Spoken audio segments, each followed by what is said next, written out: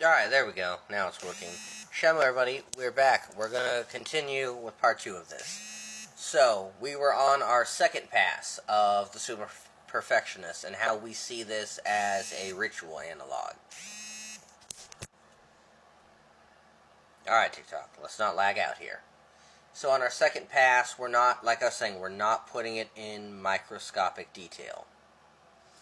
What we're focusing on is like the how-to sections, the descriptions of the furnace work, how the vessels and repetitions and timings work, and we're going to map this onto our own practice. So we're going to see the each major operation that it talks about: calcination, solution, sublimation, coagulation, fixation, multiplication. And we're going to kind of see where this maps onto our practice. So,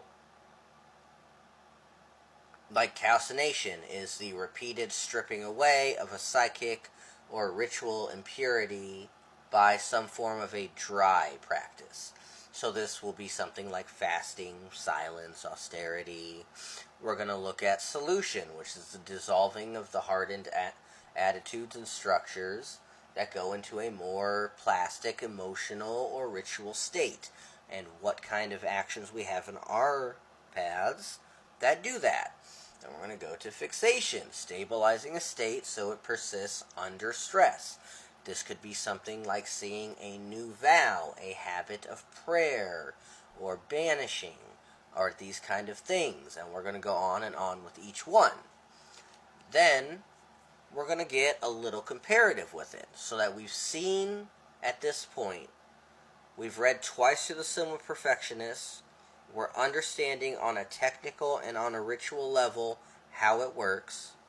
We've read Geber.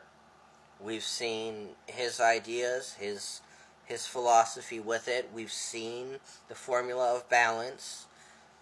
And we've seen how all this works and how this pulls forward into the pseudo-Geber works. Now we're allowed to kind of make a comparative pass at this and kind of crosswire them, see where they're the same, see where they're different, see what is building off of Geber, what is reaching back through the Summa, so that we can form this idea of, alright, what did Geber think? What did Geber do? What did Geber's ideas move forward into the pseudo-epiphrica of it? And then seeing where the Summa Perfectionis begins to make the building blocks that Geber set out much more firm. And hopefully, by the time this is all done, we end up understanding with a very coherent way who Geber is, what Geber was, what he was about, and what the Summa Perfectionis and the pseudo-Geber texts were about.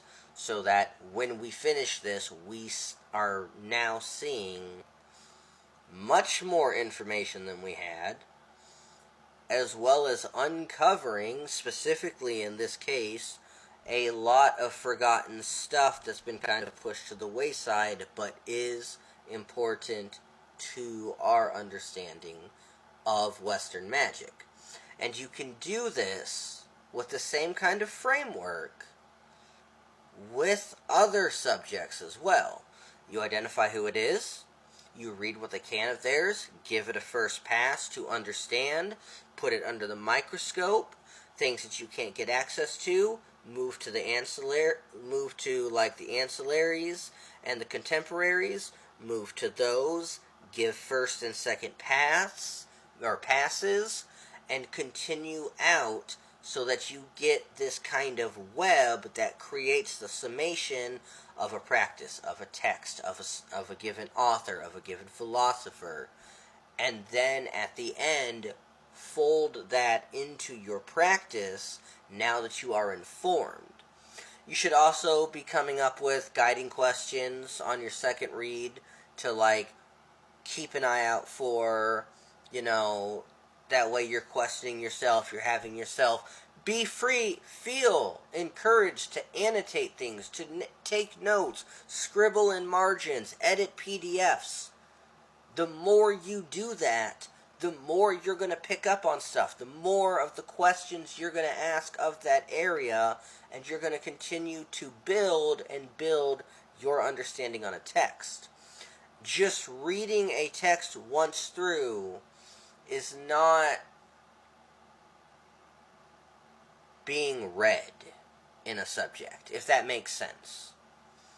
It's all the work that goes around it. Anyways, that is it for me tonight.